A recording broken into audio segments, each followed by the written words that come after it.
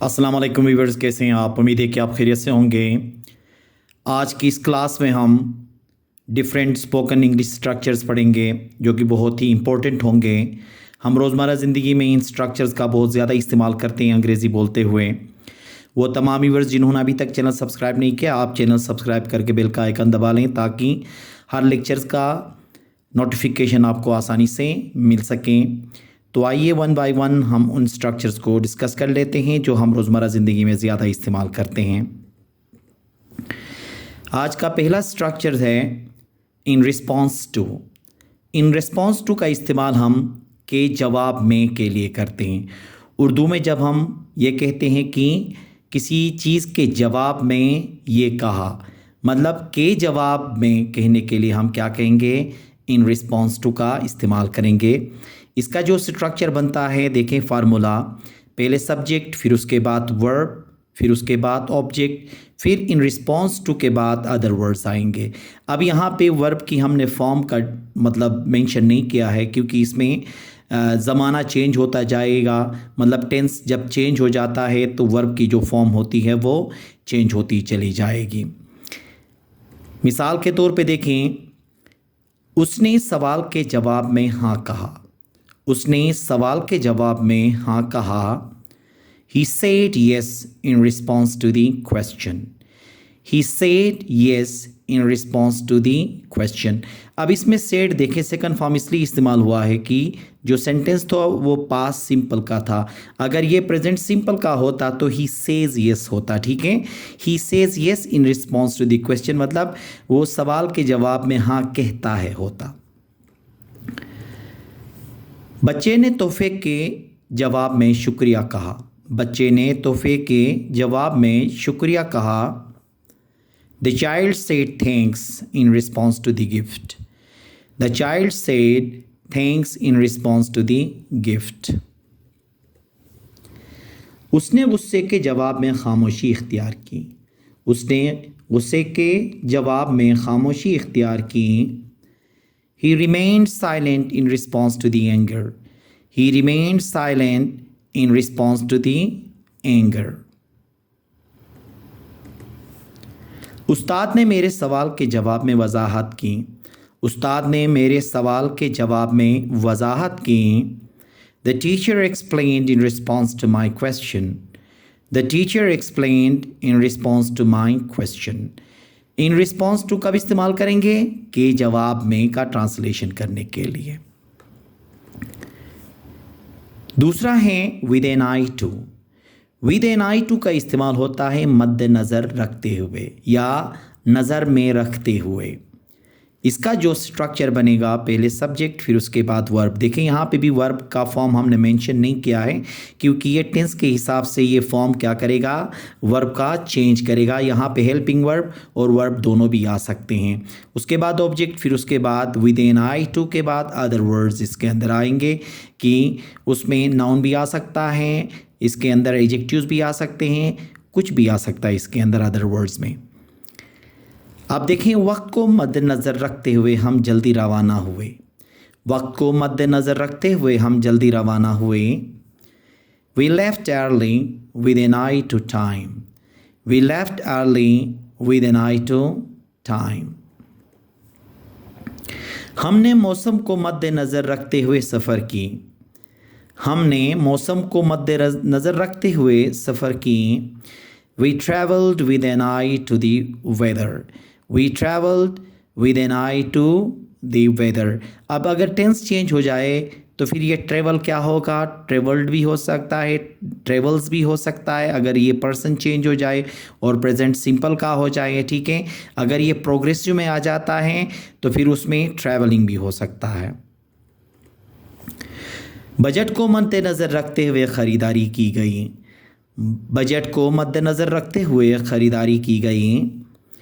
The shopping was done with an eye to the budget. The shopping was done with an eye to the budget.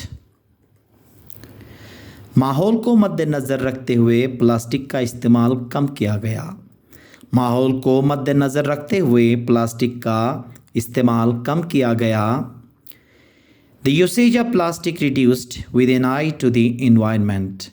The usage of plastic reduced with an eye to the environment.